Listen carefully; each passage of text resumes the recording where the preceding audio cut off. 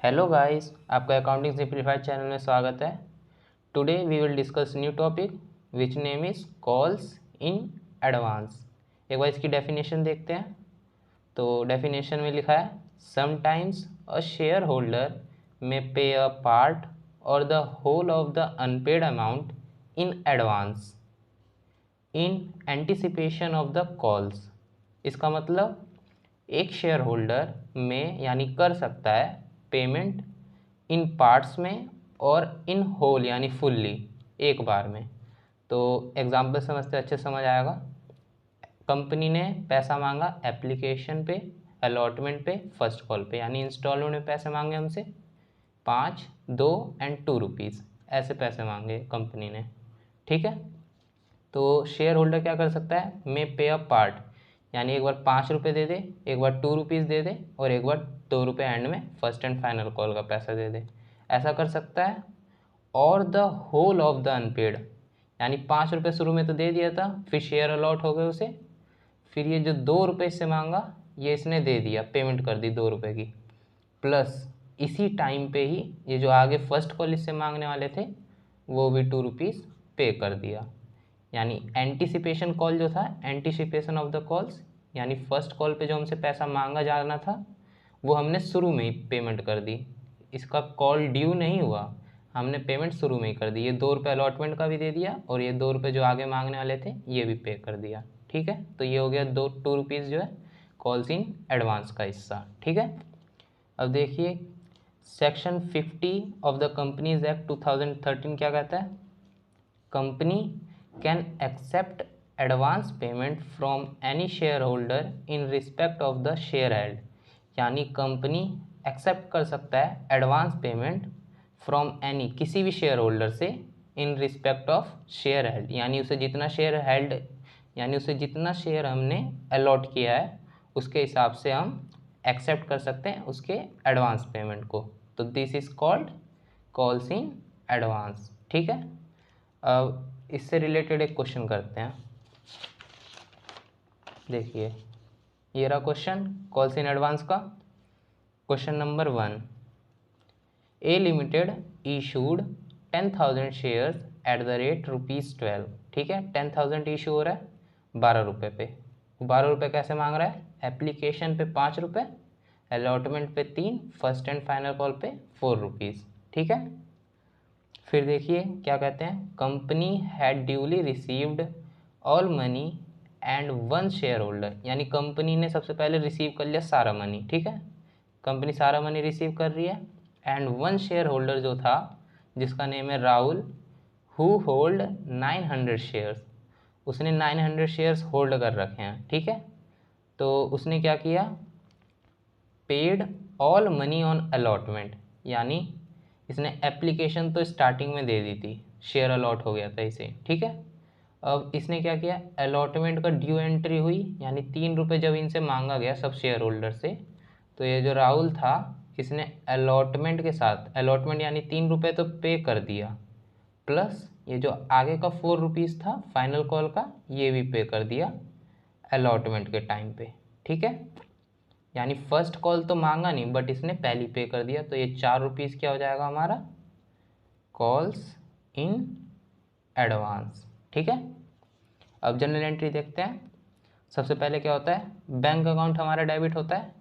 क्यों, क्योंकि हमने जब शेयर एप्लीकेशन हमने इनसे पैसा मांगा तो जिन जिन ने अप्लाई किया तो उन्होंने हमें पैसा भेजा, तो हमारा बैंक अकाउंट डेबिट हो गया।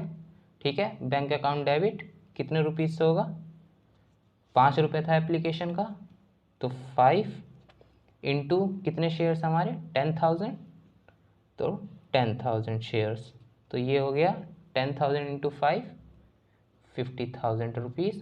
और शेयर एप्लीकेशन पे हमने मंगाया था इतना पैसा, तो शेयर एप्लीकेशन का 50,000। ठीक है, देन सेकंड एंट्री करेंगे हम, शेयर एप्लीकेशन को पहले क्रेडिट हुआ था इसको डेबिट करके कैंसिल आउट कर देंगे, तो शेयर एप्लीकेशन अकाउंट डेबिट करा टू शेयर कैपिटल अकाउंट, क्योंकि हमें ये बैंक का पैसा शेयर कैपिटल में ट्रांसफ़र करना है, तो ये 50,000 एज इट इज़ आ जाएगा, 50,000 इधर भी, 50,000 इधर भी शेयर कैपिटल में भी। ठीक है, अब थर्ड एंट्री होगी अलॉटमेंट ड्यू की, अलॉटमेंट हमें अब इनसे हम मांगेंगे, तो शेयर अलॉटमेंट अकाउंट हमने डेबिट कर दिया टू शेयर कैपिटल अकाउंट में, यानी हमने सोच लिया था कि वो पैसा दे देंगे, इसलिए हमने अलॉटमेंट अकाउंट डेबिट करके अपने कैपिटल को इंक्रीज़ कर दिया। ठीक है, तो कितना अमाउंट आएगा अलॉटमेंट वाले में?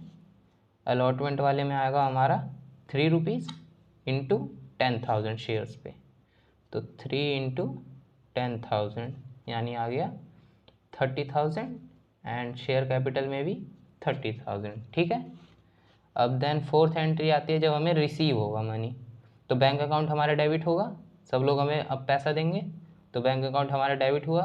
किसके बेस पे पैसा दे रहे हैं? शेयर अलॉटमेंट का, सेकंड इंस्टॉलमेंट का पैसा दे रहे हैं।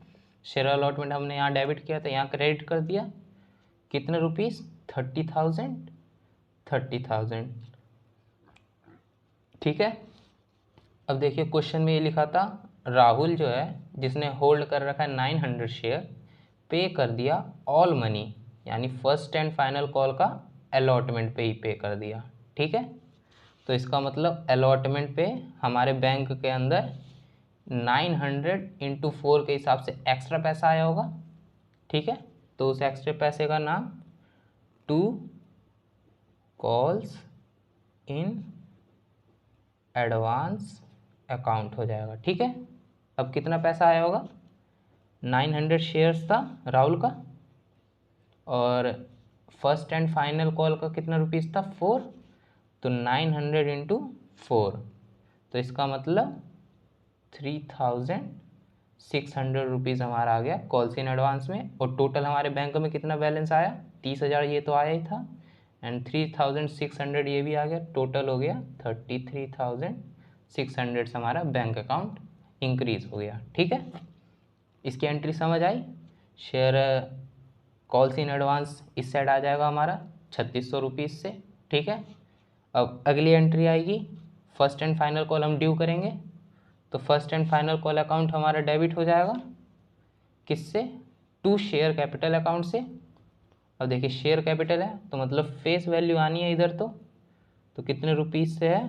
फर्स्ट एंड फाइनल कॉल हमारा 4 रुपीज़ का है, तो 4 इंटू कितने शेयर्स हैं? 10,000, तो 10,000 मतलब 40,000 हमारा इधर आ गया, एंड 40,000 वही हमारा शेयर एंड फर्स्ट कॉल पे आ गया, share first and final call account पे। ठीक है, फिर अब ये पैसा हमें रिसीव होगा, बैंक अकाउंट डेबिट होगा किससे?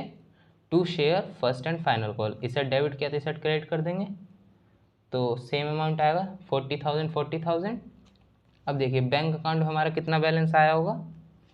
बैंक अकाउंट में हमारा बैलेंस आया होगा, हमें मिलना था 40,000 रुपये, बैंक में 40,000 मिलना था, है ना?